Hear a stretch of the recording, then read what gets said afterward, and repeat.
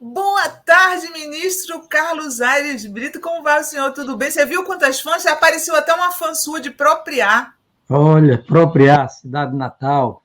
Fiquei lá até de 10 anos de idade até os 27, comecinho dos 27 anos de idade. Amo aquela cidade. Um Ah, abraço que para bom. minha conterrânea. É isso aí.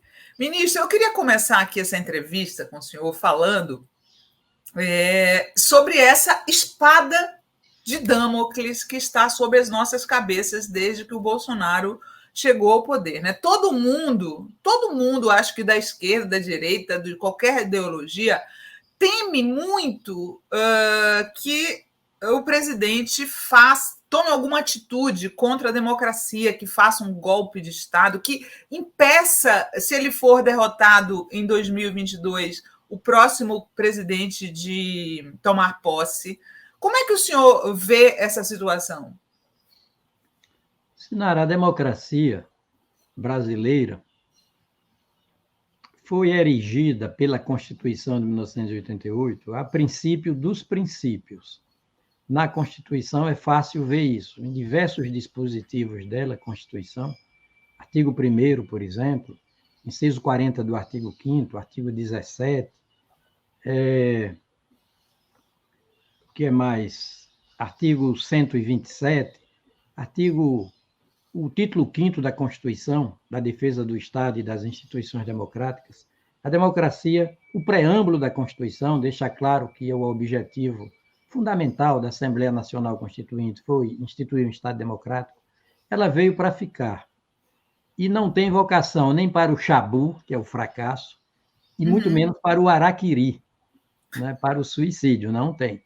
Ela sabe se defender, dispõe dos mecanismos institucionais, instrumentais também, suficientes para se preservar. Eu não tenho maior receio, temor de que a nossa democracia seja varrida do mapa. Acho que já alcançamos um grau de evolução mental, de consciência clara das coisas, de que fora da democracia é barbárie. Ou seja, ela só é radical numa coisa. A democracia só é radical numa coisa, Sinara. Não admite alternativa.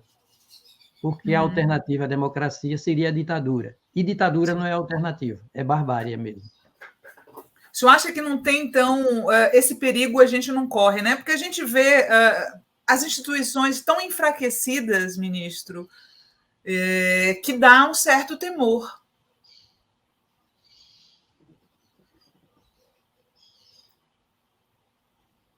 Dessa Alô? aventura. Está me ouvindo? Dá um certo Sua temor voz dessa aventura. saiu entrecortada, sua voz, mas acho que deu para entender. É. Olha, nenhuma democracia morre de morte morrida, ou seja, por excesso, por exaustão de funcionalidade. As democracias morrem também, mas de morte matada. Os golpes, por exemplo, militares, historicamente. Uhum. Nos tempos contemporâneos, não se tenta, não é que a democracia esteja a salvo de atentados, não, viu? Contra a permanência dela. Mas os atentados hoje são diferentes. Não se varre do mapa a democracia num piscar de olhos, num abrir e fechar de olhos. Não é na base da instantaneidade, é um processo, é processual.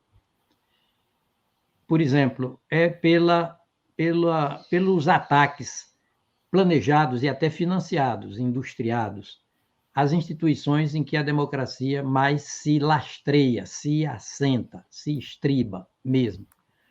Ou então, aos certos institutos que são unha e carne com a democracia, por exemplo, eleições, o prestígio da Sim, justiça eleitoral, urnas eletrônicas.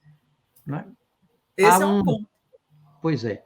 Então, os ataques à democracia hoje são diferentes. Primeiro, as instituições eminentemente democráticas são atacadas.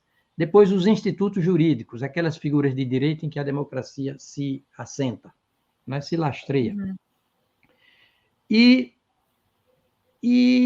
E pelo ataque também a pessoas que são agentes das instituições democráticas mais importantes. Por exemplo, certos ministros do Supremo, como o Supremo Tribunal Federal é o supremo, derradeiro, o mais alto guardião da Constituição, que é uma Constituição democrática, Então, há sim ataques ao Supremo como instituição, tentando aluir seu prestígio social, as suas bases, Sim, claro. e a ministros do Supremo, e a institutos da democracia.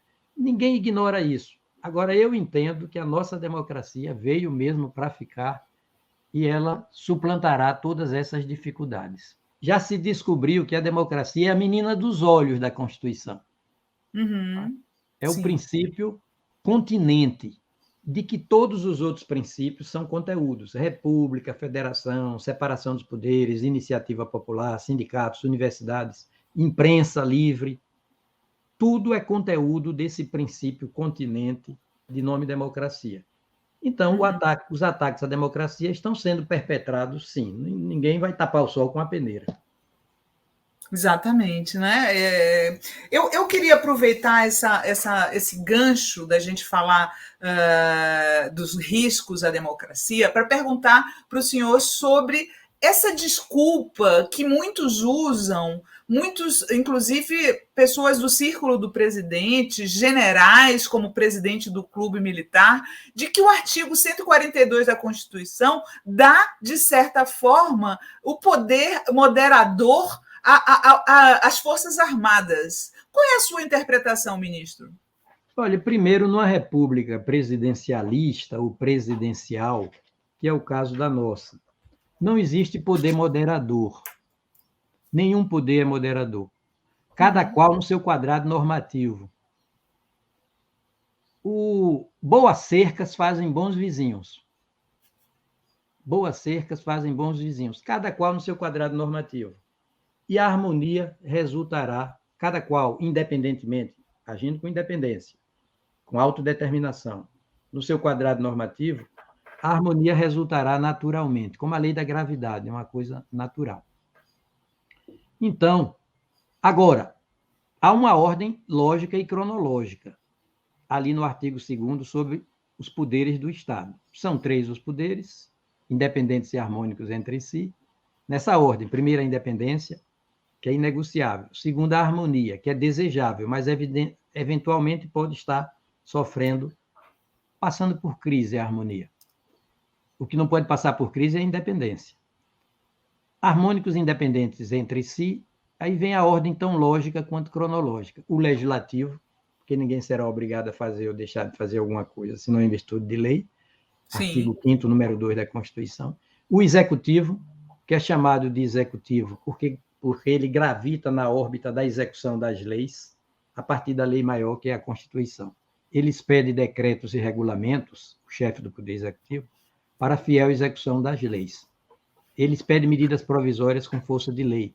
Ele veta projetos de lei. Ele sanciona projetos de lei. Ele gravita na órbita da execução das leis. Por isso se chama executivo. E o judiciário, que é exterior aos outros dois. E é posterior aos outros dois. E é superior aos outros dois no sentido de que falou, está falado. Transitou em julgada a decisão judicial, é para ser cumprida. E no âmbito do Poder Judiciário, quem fala por último, por derradeiro, a instância mais alta, Suprema. Suprema é mais do que superior, viu, no Brasil, na Constituição. Nós temos 4 tribunais superiores, a partir do STJ, mas só há um Tribunal Supremo, que é o Supremo Tribunal Federal. Então, exato, ele é que fala por último, é o poder extremo. E o artigo 142, sobre Forças Armadas, deixa claro, ele foi inserido num título de número 5 da Constituição, o 5º título da Constituição, formalmente, cujo nome é didático. Como é o nome desse título 5º, em que está embutido o tema das Forças Armadas? Olha o nome. Da defesa do Estado e das instituições democráticas. Vale dizer, da defesa do Estado democrático e respectivas instituições. Logo, cada uma das funções das Forças Armadas é exercida na perspectiva da defesa do Estado democrático. Agora, quem fala por último, para dizer o que seja verdadeiramente democrático, é o Supremo Tribunal Federal. É assim que está na Constituição. Jogar nas 4 linhas da Constituição é seguir essa ordem lógica e cronológica que faz do Poder Judiciário e no interior do Poder Judiciário o Supremo a instância derradeira, a instância decisória estatal última, derradeira. Uhum. Isso não é poder moderador, é poder decisório mesmo. Quem decide por último é o Poder Judiciário, dentro do Judiciário Supremo. Agora, Sinara, a Constituição toma todos os cuidados para que o Poder Judiciário não exorbite ou não se desvie no âmbito das suas funções. Por exemplo, é um poder profissionalizado. Você não tem Sim. profissionais necessariamente no âmbito do Poder Executivo nem do Poder Legislativo. Não se exige o domínio de nenhuma profissão para você exercer cargo do Poder Executivo, da Administração Pública Central ou do Poder Legislativo. Os cargos do Judiciário são profissionalizados, são profissionais do direito. Advogados, membros do Ministério Público, defensores públicos e por aí vai. Uhum. E são profissionais do direito. Olha, profissionais do direito. Quem entende de direito é profissional do direito. Quem fala por último em matéria jurídica é quem entende do riscado. Quem é do ramo não fica pela rama. Desce a raiz das coisas, as raízes das coisas. O judiciário atua no âmbito de um sistema de justiça que o impulsiona, o controla, dele recorre Ministério Público, advocacia privada, defensoria pública, polícia judiciária. O Poder Judiciário decide debaixo de um sistema recursal generosíssimo, de um sem número de ações. Depois que tudo é decidido, ainda pode caber em matéria penal, revisão criminal, em matéria civil, ação rescisória. Tem que fundamentar tecnicamente suas decisões sob pena de nulidade. Tem que publicizar todas as suas sessões de julgamento sob pena de nulidade. Por isso é que ele fala por último. E é desarmado, é o único poder desarmado. Se ele fosse armado, não teria o direito de falar por último. Seria uma temeridade. Como diria Montesquieu, é tentação forte demais para a frágil natureza humana. Entregar a última palavra a uma instância estatal armada. O único poder desarmado na Constituição é o judiciário. Uma das razões pelas quais ele fala por último. Mas o senhor falou que ele não agiria como poder moderador, né? Porque isso não existe na nossa figura. Se houvesse uma crise institucional, como o Supremo agiria sendo essa última instância? Em termos práticos, qual seria... Vamos supor que existe uma tentativa de desestabilização da democracia. De que forma o Supremo poderia agir?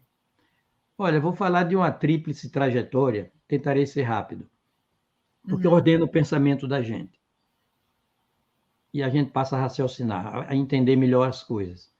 Tudo começa com a nação, que elabora a Constituição. A Constituição, na sua redação originária, não é obra do Estado, não. É obra dela, nação. Nação é anterior ao Estado. É uma linha imaginária entre o passado, o presente e o futuro de um mesmo povo soberano. É a nação, de ontem, hoje e amanhã. A nação, elabora a Constituição. Veja que você tem várias pessoas estatais. União, Estados-membros, Distrito Federal, municípios, República Federativa do Brasil como um todo, mas só tem uma nação. É número único. É essa nação que elabora a Constituição. É a trajetória da tríplice unidade. Você tem numerosíssimas leis, medidas provisórias, decretos, resoluções. Você só tem uma Constituição.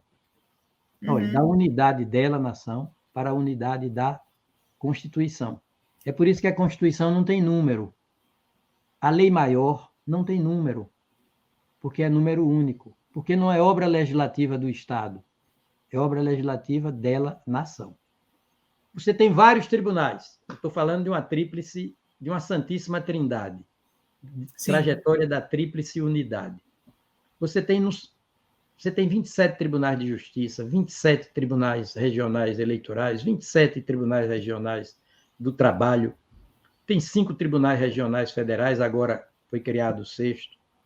Você tem 4 tribunais superiores, mas só tem um Supremo Tribunal Federal. É número único. Então, ele falou, está falado. Decidiu, está decidido. Agora, cada vez mais ele tenta ser didático. para convencer a população do acerto das suas decisões e tornar suas decisões mais palatáveis socialmente, mais curtidas socialmente, mais prestigiadas socialmente. Isso não é cortejar a opinião pública, não é jogar para a plateia, é dar satisfações à opinião pública. E os tribunais têm que dar satisfações à opinião pública. Poder moderador não existe, a regra é essa. Ótimo. Ministro, outra dúvida, né, que surgiu esses dias em termos constitucionais foi o resultado da CPI, né, o relatório indicia o presidente da República, e aí os partidários do presidente argumentam que a CPI não teria poder constitucional para indiciar o presidente. Como é que é a sua visão sobre esse assunto? Sinara, você me conhece há muitos anos. Eu estava saudoso de você. Há muito tempo que a gente não se vê. É verdade. Né? Muitos anos. Eu sou constitucionalista e não gosto da subjetividade, da fulanização, da análise personalíssima das coisas. Eu gosto da análise objetiva, imparcial, equidistante. Faço um esforço enorme para me livrar de mim mesmo, para me salvar de mim mesmo, dos meus apaixonamentos, das minhas preferências subjetivas. Então, quando você fez essa pergunta, mentalmente, meu dedo mental já apontou para o artigo 58 da Constituição, parágrafo 2º, que diz o seguinte, que compete às comissões parlamentares, inclusive a de inquérito, compete convocar ministros de Estado, inciso 2, inciso 2º, parágrafo 2º, convocar ministros de Estado para prestar informações sobre assuntos inerentes às suas atribuições. Não diz mesmo convocar presidente da República. E é de se interpretar que não pode convocar presidente da República. Pode convidar, sim, mas não convocar, não determinar. Ministro de Estado, sim. Acontece que presidente da República e ministro de Estado, operacionalmente, são como olho e pálpebra, unha e carne, veias e sangue. São indissociáveis. Por quê? Porque a Constituição, no artigo 78, diz, vamos a ela, que o poder executivo será exercido pelo presidente da República, no artigo 76, será exercido pelo presidente da República com o auxílio dos ministros de Estado. E esses podem ser convocados pela Comissão Parlamentar de Inquérito. Olha, que o fez, né? Que o fez. O exercício do poder executivo é geminado pelo presidente da República, será exercido o poder executivo com o auxílio dos ministros de Estado. Vale dizer, não pode haver exercício do poder executivo pelo presidente da República, senão com o auxílio dos ministros de Estado. Percebeu? Isso é confirmado pelo artigo 84, a propósito das atribuições do presidente da República, compete privativamente ao presidente da República. Aí você vai ver que ele, o presidente, ele dirige superiormente a administração pública com o auxílio dos ministros de Estado. Está aqui, artigo 84, número 2. Exercer com o auxílio dos ministros de Estado. Vale dizer, não pode exercer, senão com o auxílio dos ministros de Estado, a direção superior da administração pública. Não são coisas imbricadas, enlaçadas, geminadas, de coexercício, de coautoria das coisas. Então, quando você convoca o ministro de Estado e se convence pelas provas ali produzidas, pelos indícios, pelas provas, digamos, testemunhas, perícias, interceptações telefônicas, o que for, que houve cometimento de uma infração, houve infração penal, e chega à conclusão de que essa infração penal foi de autoria colegiada, não foi solitária, foi no mínimo dúplice, que faz a Comissão Parlamentar de Inquérito. Nas suas conclusões, pode indiciar o presidente da República. Não é indiciar num sentido técnico, não. Às vezes, indiciamento, que cabe mais para inquérito policial. O indiciamento cabe muito mais para inquérito policial. No inquérito policial, você tem o investigado, o suspeito e o indiciado, nessa ordem. Na Comissão Parlamentar de Inquérito, apenas o presidente da República pode ser incluído como coautor, ou suspeito de coautor, de coautoria de fato delituoso, nas conclusões dela, Comissão Parlamentar de Inquérito. Onde é que está isso? Onde é que está dito isso? Vou ler para você. No artigo 58, parte final, a propósito das comissões parlamentares de inquérito, diz a Constituição, sendo suas conclusões, olha, sendo suas conclusões, se for o caso, encaminhadas ao Ministério Público para que promova a responsabilidade civil ou criminal dos infratores. Então, parece-me que, à luz da Constituição, é possível, sim, que uma comissão parlamentar de inquérito conclua, como diz a Constituição, nas suas conclusões.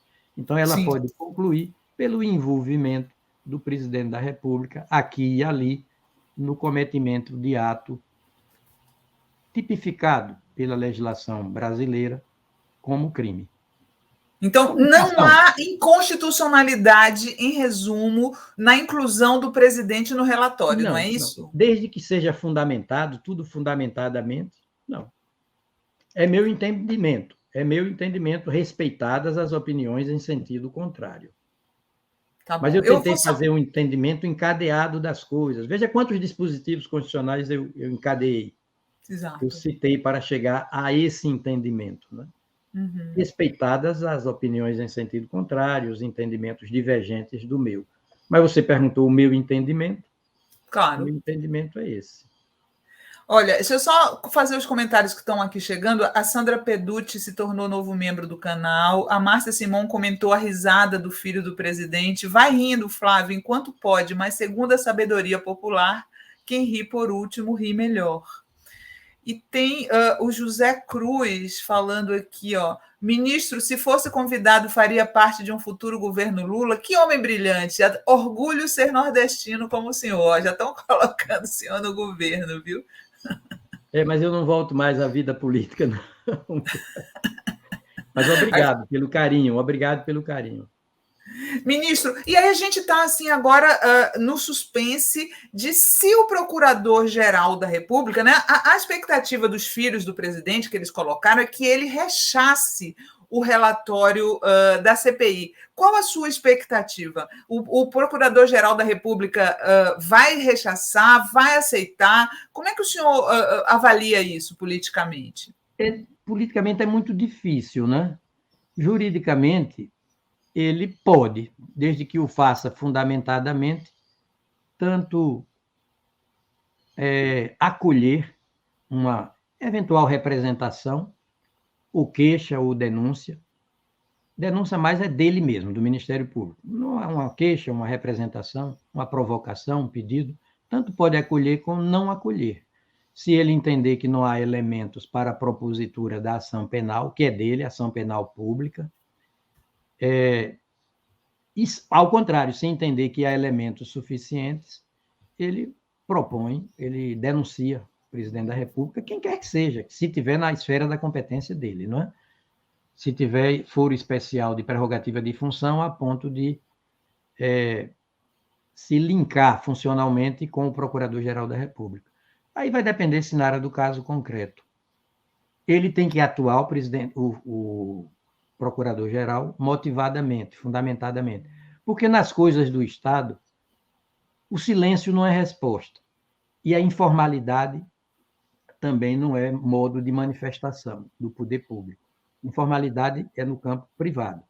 Tudo no terreno da vontade jurídica do Estado, tudo é formalizado, é formal, é documental, é preto no branco. Tudo. Porque dá o princípio da publicidade, que está na cabeça do artigo 37 da Constituição. Poder visível, poder transparente, poder desnudo. A Constituição excomungou a cultura das coisas do poder estatal, excomungou a cultura do bastidor, da coxia, do camarim, e canonizou a cultura do sol a pino, a ponto de Norberto Bobbio, a propósito da Constituição italiana, dizer que um dos elementos conceituais da democracia é a publicidade, é a transparência. Ele diz assim: democracia é o governo do poder público em público, é o governo do poder público perante o público, desnudadamente, com toda visibilidade. Então, o poder público atua formalmente, preto no branco. Vamos esperar para ver como vai atuar o atual Procurador-Geral da República. O senhor tem algum feeling em relação a isso? Não. Não. Prefere não arriscar, né? Não. Sabe por quê? Porque é diferente, né? É uma comissão parlamentar de inquérito. Depois de 6 meses, praticamente, não foi isso, Sinara? Você é jornalista? Foi mais ou menos isso. Mais ou menos, de atuação. E de um relatório extensíssimo, né? Mas não antecipo, não, nenhum ponto de vista. Conforme eu lhe disse, eu tenho dificuldade, eu fui ministro do Supremo tantos anos, eu experimento dificuldade em atuar no campo da subjetividade. Eu prefiro, como eu disse, me salvar de mim mesmo. Dentro das 4 linhas, né? Como fala o presidente. Pois é. Dentro das 4 linhas, mas entendendo que dentro das 4 linhas há habitualmente 2 jogadores, 2 protagonistas, o poder legislativo e o poder executivo, no plano estatal. E há um terceiro, mas que não é jogador, é árbitro. Dentro das 4 linhas, entenda, sob um árbitro, um juiz, que é o poder judiciário, e afunilando para o Supremo. Então, é preciso entender, é preciso atentar para o que se está dizendo. Eu jogo dentro das 4 linhas, sim, mas nessas 4 linhas só há 2 jogadores, 2 contendores. O terceiro não é contendor, é o árbitro, é equidistante, é o poder judiciário. Ó, a Juliana Perucchi está falando aqui: nunca me esquecerei suas palavras, nobre ministro. Em que o casamento entre pessoas do mesmo sexo macula o direito dos heterossexuais? Em nada. Em que ela amplia os direitos dos homossexuais? Em tudo. Ela veio aqui lhe homenagear, viu? Ninguém perde se ninguém perde, né? Os heterossexuais não têm o direito de se ver equiparados, eles não têm o direito de se ver equiparados para fins de união estável, por exemplo, casamento civil, aos homoafetivos, aos casais, aos pares homoafetivos. Não tem o direito. Isso é autonomia de vontade, de fazer uso, desde que se seja adulto, da própria sexualidade. O sexo não é um fardo, não é um ônus, não é um peso, não é um castigo. O sexo é um bônus, é um ganho. Não é um minus, é um plus, é um regalo da natureza. Cada qual que faça uso conscientemente, o uso da sua autonomia de vontade, da própria sexualidade. Foi o que decidimos. E talvez, Sinara, você não saiba disso, e seus ouvintes, seus espectadores também, não saibam disso. Em 2018, a ONU, por intermédio de um dos seus órgãos mais eminentes, a Unesco, premiou o Brasil, mais de perto o Supremo Tribunal Federal, a propósito dessa decisão, reconhecendo a validade jurídica para todos os fins e efeitos, em igualdade de condições com os casais heteroafetivos ou heterossexuais. A ONU reconheceu que a decisão do Supremo foi constitutiva de patrimônio documental e arquivístico da humanidade. Da minha ciência, a primeira vez que a ONU premiou uma decisão de um tribunal de qualquer país soberano como patrimônio documental e arquivístico da humanidade. E o ministro Toffoli, com toda a gentileza, me pediu para receber esse prêmio e eu fui receber. Eu fui o relator do processo, mas foi por decisão unânime. Todos os ministros contribuíram para o aperfeiçoamento dessa decisão. Nossa, vocês fizeram nessa época essa decisão sobre os homossexuais, vocês fizeram a decisão sobre o aborto de fetos Anencéfalo. anencéfalos. Como regredimos, hein, ministro? Você quer ver outra decisão importantíssima? É o uso de células-tronco embrionárias para fins de pesquisa científica e terapia humana. Numa época de negativismo científico, olha, há tantos anos nós homenageamos a ciência, né? Ali no Supremo. Lei Maria da Penha nós consideramos constitucional. Lei da ficha limpa nós consideramos constitucional. Né? Marcha da maconha, não no sentido de fazer propaganda do uso da maconha. Liberdade de expressão. Mas liberdade de expressão.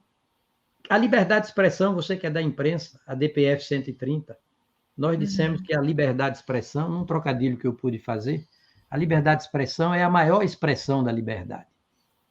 Quem quer que seja pode dizer o que quer que seja, na companhia de quem quer que seja, onde quer que seja, quando quer que seja. Agora, vai responder pelos excessos, claro. Mas não pode haver mordaça. Não pode haver censura prévia. Fake news não são liberdade de expressão. Fake news estão pré-excluídas do campo da liberdade de expressão. É crime, né? É crime, é falsidade ideológica, é contrafação. Não tem nada a ver com liberdade de expressão. O Rafael Viseu está falando aqui. Sinara, querida, estava ouvindo vocês no carro ao voltar do trabalho. Que aula! Ministro Aires Brito, Vossa Excelência deu a explicação mais linda sobre nação e Estado e construção da Carta Maior que já ouvi. Oh, obrigado pelo carinho. Fiquei vermelho aqui, estou vendo minha imagem aqui. Ministro, foi bom que o senhor tocou nesse assunto das fake news, porque eu queria também a sua avaliação sobre outro questionamento feito em relação ao inquérito das fake news aberto pelo ministro Alexandre de Moraes. Né? Tem gente que defende que o Supremo não pode abrir inquérito de ofício, portanto, o inquérito que ele abriu seria inconstitucional. Qual é a sua avaliação sobre esse tema? Eu vou fazer mais uma ponderação do que uma afirmação com pretensão categórica de verdade, viu, absoluta. Em condições normais de temperatura e pressão, falemos assim metaforicamente, o Poder Judiciário julga com definitividade, com imperatividade, com exigibilidade. Ele fala por último. Agora, em condições normais de pressão e temperatura, renovo a metáfora, quem julga não investiga. Quem julga, em condições normais, ele não denuncia. O Ministério Público denuncia, pode até investigar, mas normalmente denuncia, a polícia investiga, o Poder Judiciário recebe ou não recebe a denúncia, e se receber, instaura a ação penal, estou falando no campo penal, processa o feito e, ao final, decide, imperativamente. Tão imperativamente quanto com exigibilidade, né? Nesse sentido. Em condições normais de pressão e temperatura. Agora, é preciso atentar para o seguinte: a Constituição é a lei suprema do país. Nela, a democracia foi erigida a princípio maior, a princípio dos princípios, a princípio continente, de que todos os outros são conteúdos, volto a dizer, a princípio gênero, de que todos os outros princípios são espécies. Mas o que há de mais abrangente materialmente e de mais elevado verticalmente é a democracia, e está na Constituição. Quem é o guardião dessa Constituição que fez da democracia o princípio dos princípios? O último, que fala por último. O Poder Judiciário. E dentro do Poder Judiciário, o Supremo. Muito bem. E quando esse guardião maior da Constituição se vê desguarnecido a ponto de ser ameaçado de extinção, junto com seus ministros, de agressão física, de atentados físicos, a Constituição não tem vocação para o araquiri. Volto a dizer. Eu já disse isso, né, no começo, ou não disse ainda. Se não disse, está dito agora. Falou. Falei. não tem pretensão para o chabu, o fracasso, a ineficácia, a ineficiência, nem tem vocação, menos ainda, para o araquiri, para sumir do mapa, para o suicídio. Quem é que guarda por último a Constituição? Quem é o guardião mor? O Supremo. Mas o Supremo, para ser guardião, precisa se guarnecer. Ele não pode se desguarnecer a ponto de se ver em condições concretas, empíricas, praticamente varrido do mapa. Uhum. Aí o regimento interno do Supremo habilita, e foi o que foi feito, né? O Supremo a abrir inquérito e a processar a investigação. Por quê? Porque está no limite das coisas. Vou dizer por um outro modo, vocês jornalistas e nós, literatos, poetas, gostamos muito de metáforas, né?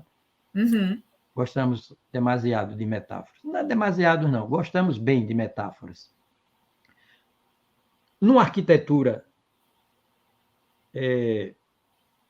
em abóbada, com um arco, né? Que termina num arco, abobadada. Tipo Niemeyer. Tipo Niemeyer. As pedras vão sendo colocadas no sentido de compor essa arquitetura em arco e segurada por andaimes. Quando chega no ponto mais central e mais alto dessa arquitetura, é colocada a última pedra, chamada de chave de abóbada, ou pedra-chave. Pedra-chave, pedra de abóbada. Geralmente é uma pedra maior. Quando essa pedra é colocada, os andaimes podem ser desfeitos, porque a arquitetura se mantém de pé. Todas as outras pedras ficam no seu lugar. O Supremo Tribunal Federal é a chave de abóbada da Constituição e do sistema jurídico como um todo. Se você arrancar à força essa chave de abóbada, o edifício jurídico se desmorona, rui, se desmilingue, se esboroa. Então, essa chave de abóbada tem que permanecer como pedra-chave, ali na parte mais central e alta da arquitetura jurídica. É o caso do Supremo Tribunal Federal, é a chave de abóbada. É impensável arrancar à força da arquitetura jurídica essa chave de abóbada de nome Supremo, porque não cai só a Constituição formalmente. Não é só que ela é desrespeitada formalmente. A democracia vai embora. Some do mapa, né? A democracia desaparece. Então, o guardião último da democracia é o Supremo Tribunal Federal. O Ministério Público também tem um link, viu, com a democracia.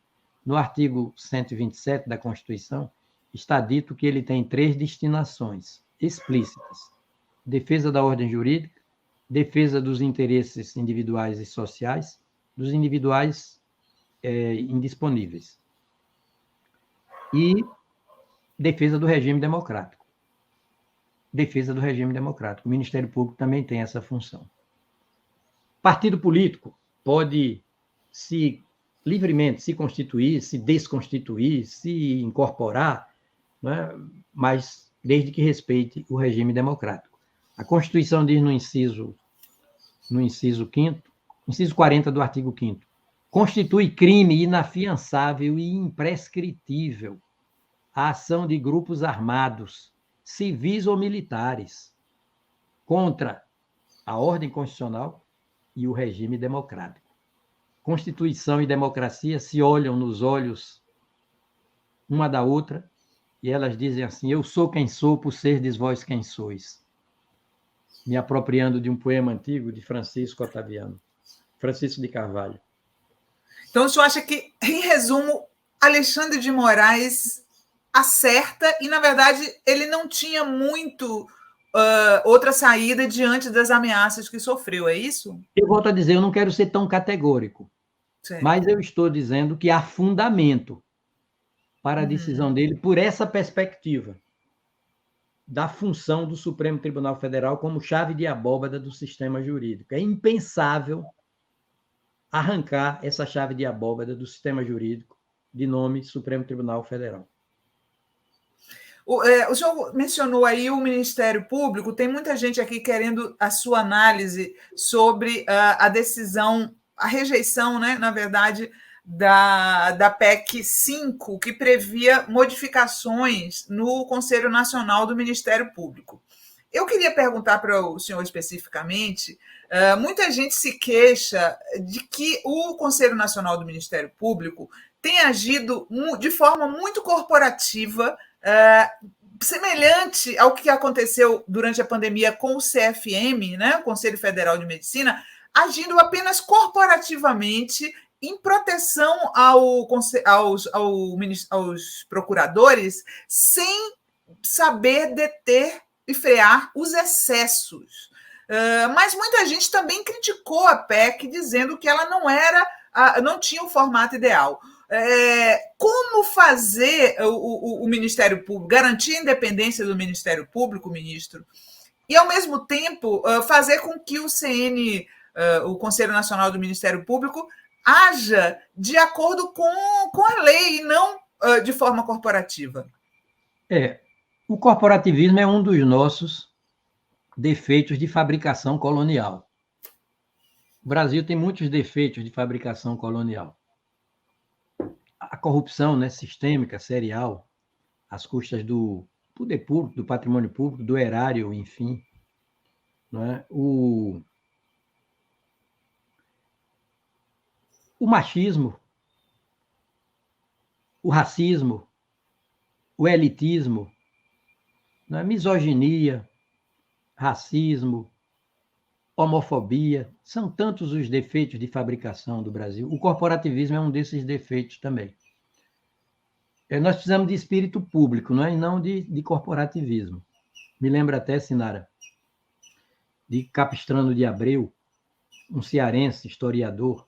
Acho que ele morreu em 1926.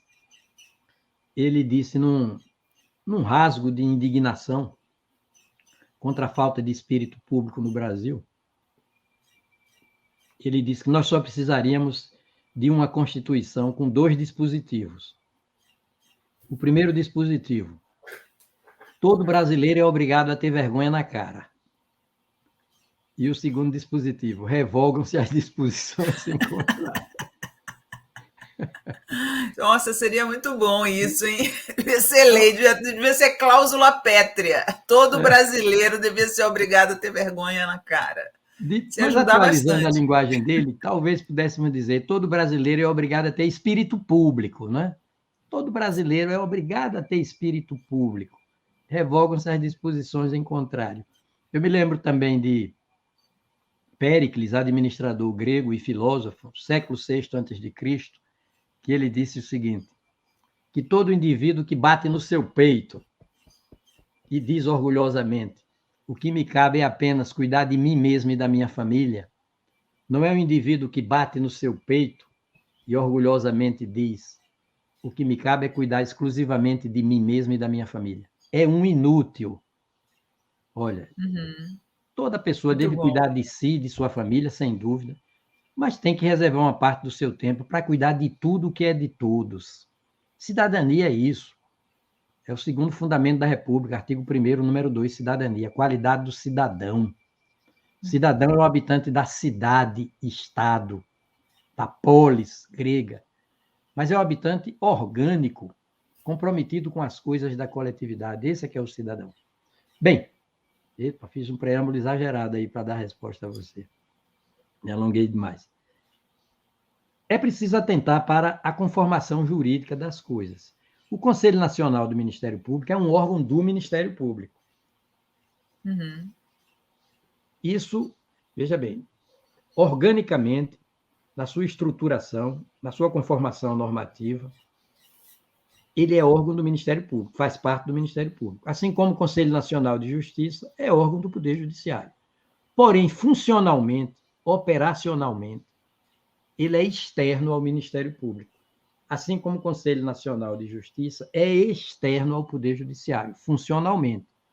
Porque nem o Conselho Nacional de Justiça desempenha função jurisdicional, função típica do Poder Judiciário, nem o Conselho Nacional do Ministério Público desempenha função finalística típica do Ministério Público. Não denuncia ninguém, por exemplo. Não instaura ação civil pública, nem propõe, ou inquérito civil público, nem propõe ação civil pública, nem controla externamente a polícia Isso é o Ministério Público quem faz. Muito bem. É preciso ver se na Constituição, do jeito que ele está conformado, ele já está bem normado, apenas não está funcionando bem. Está funcionando corporativisticamente. Sim. E se é possível, aqui e ali, e se é possível, sem mexer na Constituição, corrigir esse defeito funcional, esse operativo. Porque eu não gosto dessas mexidas tão frequentes na Constituição. Estamos caminhando para 110 emendas, não é? Uau! A golpes de emendas, nós terminamos desfigurando a Constituição. Por outro lado, o Ministério Público, conforme eu pude dizer, ele é um dos instrumentos da democracia, ele defende a democracia. Eu tenho receio de, a pretexto de corrigir defeitos corporativísticos, enfraquecer o Ministério Público como instituição, e a resultante será um enfraquecimento da própria democracia, porque as coisas são geminadas. O Ministério Público, você falou em cláusula pétrea, Sinara. É uma cláusula pétrea implícita ou lógica, pelo vínculo que mantém com a democracia. Por quê? Porque a Constituição diz que o Ministério Público, artigo 127, é uma instituição permanente. Por que permanente? Porque cláusula pétrea, pelo vínculo que mantém com a democracia, destinada àquelas 3 defesas, uma delas, a do regime democrático. Eu prefiro dizer o seguinte, Sinara, nesse caso, nós discutimos muito apressadamente a proposta de reforma do Ministério Público, do Conselho Nacional do Ministério Público. Houve pouca discussão, não houve amadurecimento. Faltou debate, né? Faltou debate. Sim. Para ver até que ponto podia mexer mesmo na composição do Ministério Público. Faltou debate. Nós estamos numa fase da vida brasileira de confusão tóxica, nociva, mais não poder, de confusão entre dissenso, que é uma coisa saudável, o dissenso. Uhum. Democracia favorece o dissenso. Se dá no plano objetivo, no plano das ideias. Estamos confundindo o dissenso com confronto. Confronto é no plano subjetivo. É cabo de guerra. Uhum. Para ver quem vence. É formação de grupos, de guetos, de tribos. Né? Para ver quem vence o adversário. E a maior crise para mim é essa ambiência pesada, ideológica pesada, esse climão. As pessoas não querem mais conversar, querem se agredir. E nesse caso da PEC, houve uma discussão, da PEC número 5, uma discussão muito fulanizada, muito antagonizada, muito sectarizada. No próprio âmbito do Ministério Público, as corporações ali, Ministério Público Federal, Ministério Público dos Estados, não houve uma ambiência boa para discutir a matéria. Eu espero que agora a poeira assente. A poeira assente. E o bom senso volte. O senhor falou para mim, antes a gente estava preparando a entrevista, que não acredita em salvadores da pátria, que o senhor acredita nas instituições. O que exatamente o senhor quis dizer com isso? Tem a ver com o ex-presidente Lula, com o presidente Bolsonaro? Eu queria que o senhor fizesse, de despedida aqui, essa análise final. Muito boa pergunta, como todas as outras. Eu espero não ter ficado muito aquém da sua expectativa e do seu... Imagina, está todo mundo amando aqui. A modéstia sua aqui, porque está aqui, Rui Lombardi Mendes. Sinara, você está fazendo uma entrevista muito oportuna e talvez uma das melhores das suas que já assisti. Claro, Aires Brito ajuda muito. Walter Coimbra, Aires Brito, grande ser humano, sou seu admirador, acho que ele quis dizer aqui. Enfim, está todo mundo adorando. Bem, foi Rui Barbosa quem disse assim, viu? Salvação, sim. Salvadores, não. O que ele quis dizer com isso? Que devemos gravitar, como povo civilizado, em torno de instituições e não de fulano, beltrano, cicrano, fulanizadamente, não é? Aí veio um poeta maravilhoso, foi dramaturgo, filósofo também, Bertolt Brecht, alemão. Na linha de Rui Barbosa, apenas com outras palavras, disse: triste de um povo que precisa de heróis. Um povo precisa de instituições. A livre iniciativa, os sindicatos, as universidades, os partidos, o Congresso, o Ministério Público, a imprensa, né? O Poder Judiciário. Nós precisamos de as Forças Armadas, nós precisamos de instituições. Porque as instituições são o reino da impessoalidade, da desfulanização. Elas são o reino da permanência. E o reino da documentalidade, tudo é documentado, né? Tudo é preto no branco, tudo é publicizado. Eu também penso assim, a democracia brasileira teve esse cuidado de assentar em instituições. Por exemplo, por que é que nós dissemos na ADPF 130, Sinara, você acompanhou, sobre liberdade de imprensa? Nós Sim. dissemos, a liberdade de imprensa e a democracia está no voto e está no acórdão. São irmãs siamesas. Uma puxa a outra, necessariamente. São instituições, nós precisamos de instituições. Não estou pensando em Lula, fulanizadamente, nem em Bolsonaro, nem em ninguém. Eu quero ver se a gente dá um salto de qualidade e passa a entender que povo desenvolvido, povo civilizado, povo verdadeiramente democrático, ele gravita em torno das suas instituições. Vamos aperfeiçoar as instituições e vamos fazer com que os agentes públicos sejam fiéis às suas instituições. Porque se eles forem fiéis às suas instituições, as instituições serão fiéis às suas finalidades. Ministro, para a gente terminar aqui, eu queria que você contasse para o pessoal, né? Aqui sexta-feira a gente sempre dá um jeito de falar sobre cultura aqui. Você é um poeta, né? Escreve, gosta de escrever. E hoje, gente, ele me contou uma história. A gente estava falando sobre farinha, sobre o amor do nordestino pela farinha, e ele me contou a história de um poema. Eu queria que o senhor, para terminar, contasse para o pessoal aqui sobre o poema do Um Quarto, né? Uma quarta de farinha. Uma quarta de farinha. Eu e minha esposa, Rita, nós estávamos há uns bons 40 anos, 35 anos, estávamos construindo uma casa de praia em Aracaju. Eu morávamos lá. E eu dei carona a um pedreiro, que ficou até mais tarde trabalhando. Eu o levei à cidade de carro. No caminho ele disse, doutor, eu fui criado com 14 irmãos, nós éramos 15 ao todo. E meu pai e minha mãe, muito sacrificados. Às vezes, nós não tínhamos o direito a feijão, a arroz, a carne seca, a inhame, abóbora, nada. Era uma seca daquelas severas. E meu pai ia para a feira em Itabaiana, me lembro bem. Cortou?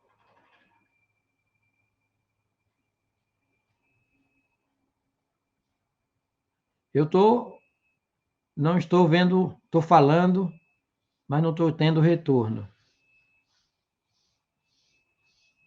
Não estou obtendo retorno.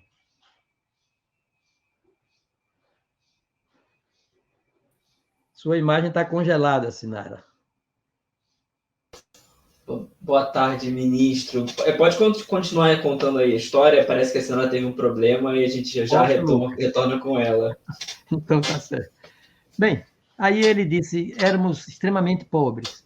E meu pai, por vezes, no auge da crise, ele só tinha condições de comprar 15 litros de farinha por semana na feira livre de Itabaiana. E preparava com essa farinha 15 litros de farinha. 15 litros corresponde a um quarto, porque um saco de farinha, ou uma saca, tem 60 litros. E um recipiente de madeira, que era vendido nas feiras, continha 15 litros. Aí dizia, eu quero uma quarta de farinha, 15 litros de farinha, eu quero uma quarta. Ele aí me disse, meu pai comprava uma quarta de farinha e fazia um pirão com a minha mãe, e nós vivíamos desse pirão, 15 filhos por semana. Quando ele disse uma quarta de farinha, aí eu fiz um poemeto instantaneamente. À minha mente veio o seguinte poemeto.